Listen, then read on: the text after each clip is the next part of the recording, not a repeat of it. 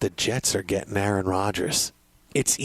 I've been telling you this, Mike. I've been telling you. And all you have to do is follow the story. You don't need to be Benoit Blanc to figure out what's going on with Aaron Rodgers and the Jets.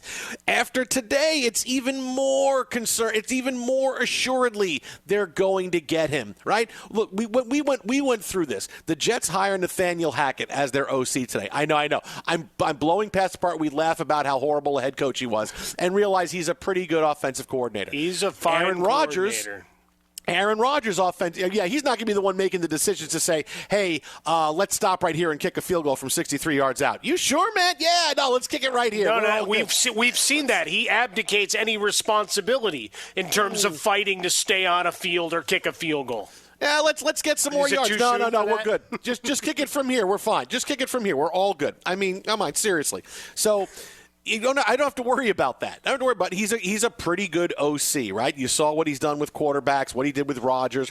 Is he the best play caller? No, he's probably a middle-of-the-pack play caller, but certainly his systems have all done pretty well, and teams have done pretty well. And he's in here now, but more importantly, he is Aaron Rodgers' guy. And I'm going to take you back to Tuesday, when Aaron Rodgers was on Pat McAfee's show, when Tuesday was the day we knew Aaron Rodgers is getting traded, because there were numerous reports from different NFL insiders saying Aaron Rodgers will go to the AFC if the Packers trade him. Packers want 2 first-round picks. The Jets will pay that price.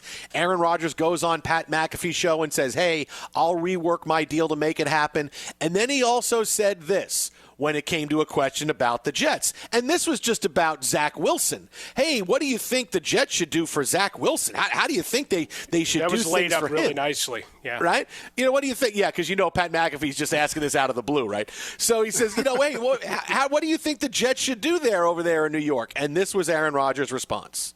I hope that, whoever they decide to go with at coordinator can come in and work with him and kind of break down a lot of the fundamentals for him and get him playing on time, because I think he's talented enough to have a long career in the league. See, you heard. Oh, well, okay, that's a good advice for Zach Wilson. No, what I heard was bring in the right guy at coordinator, right? Why is he talking about the coordinator spot? Why is he not just saying, hey, just make sure that the kid has what he needs to go forward and this, and I've seen a lot of talent from. No, I hope they bring the right guy in at coordinator. Now, we can't stop right there because that's tampering. So he's got to finish by saying the right coordinator for Zach Wilson. But he's talking about, I hope they hire the right coordinator. And after he says that, what happens 2 days later? The Jets hire his old guy. Aaron Rodgers is coming to the Jets. It's all happening, man. He's trading one set of green for the other, and then in 12 years we're going to get Jordan Love. This is how it goes. From Favre to Rodgers to Love, this is what we're getting. No, it's a brilliant strategy, and obviously it's laid up, just like Jim Gray laid up the, Scratchy went out of his way to say, hey, Tom, you got your plan set yet?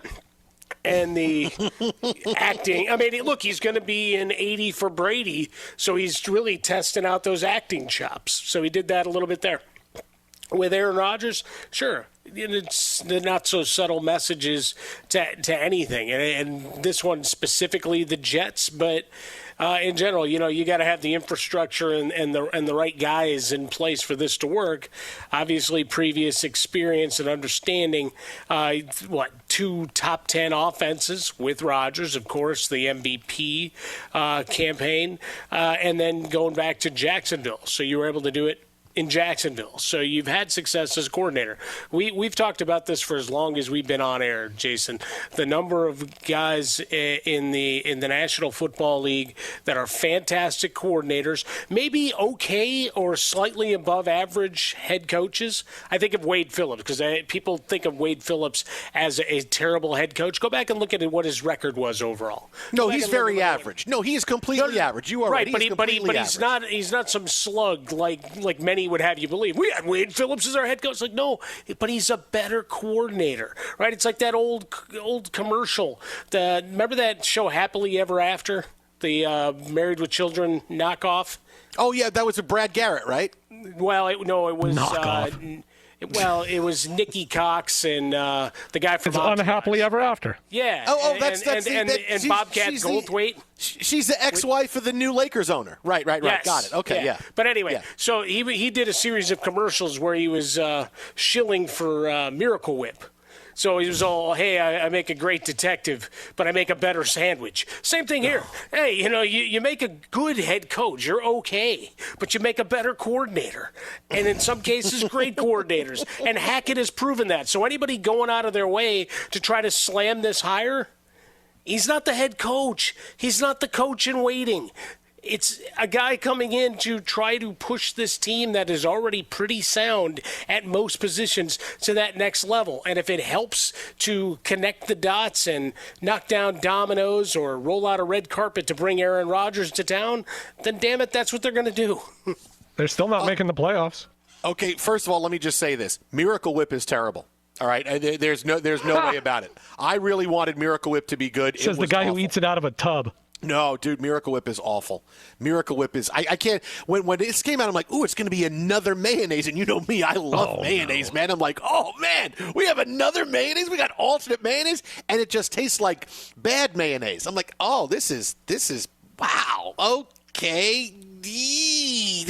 So that's bad. But secondly, yeah, there's the when you talk about coaches who are great, who are average, who are this, you have to understand when you talk about the truly bad, where the truly bad are, right? And Nathaniel Hackett was truly bad as a head coach, but as a coordinator, he was pretty good. He doesn't have to run the show. No, he does. Again, as long as he's not involved in time management at all, I'm going to be fine. And he's good. Look, he's a veteran guy. He knows what he wants there. The Jets said today, all day, you said, we're bringing in a veteran quarterback. Robert Saleh said it. It's like, okay, now I feel okay, not having to say really great things about Zach Wilson because the season's over.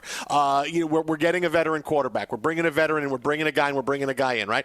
Do you think that Robert Saleh, again, about Aaron Rodgers, isn't following along with this script of Adam Schefter, Peter King, Aaron Rodgers again today, and now Robert Saleh? Oh, yeah, we're bringing in a veteran quarterback. I mean, follow it.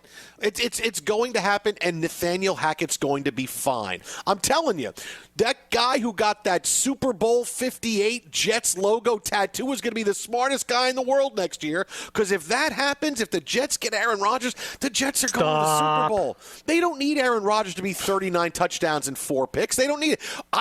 You know what? If you said to me, we'll get the Aaron Rodgers from this year with the Jets, great, we're going to the Super Bowl, because we're going to bring back the best young running back in the game who's going to be healthy, and we have a great defense. We got weapons on offense. We're going to have the offensive and defensive rookies of the year in the NFL. No, you're not. Honestly, Brock Purdy's the offensive MVP. He's not going to win rookie. He has to win rookie of the year. How about that? If he were able to win rookie of the year, why can't Breece Hall win then? If Brock Purdy, why can't Breece Hall be because he didn't make the final cut, okay? It doesn't matter, but Brock Purdy, well, we got to put Brock Purdy on. Who's still playing now? Well, he's a quarterback. Yeah, he's right playing now. good. Breece Hall's 2022 campaign is a distant memory, except for wistful, self-loathing Jets fans wondering what could have been. Dude, I'm telling you, when I watched him trend today, I'm going, and I saw that the report was that he's ahead of schedule in his rehab. Till he gets hurt again. 10 minutes. But isn't that always the report? Well, with the Jets, it could be, oh, hey, we have no idea where the guy is. We haven't talked to him in months. He wants a trade. Okay, so realize that's the base. Oh, you mean like he disappeared to Mexico like Ezekiel Elliott? We can't find the guy. So to have him say I'm ahead of schedule, all right, that's awesome. I spent 10 minutes just watching his highlights from this season, and I got so bleeping excited I can't even tell you. I got so excited watching. We're going to get him back next year, and we're going to have Aaron Rodgers, and we're going to the Super Bowl, and it's that simple. Yeah. It's that simple.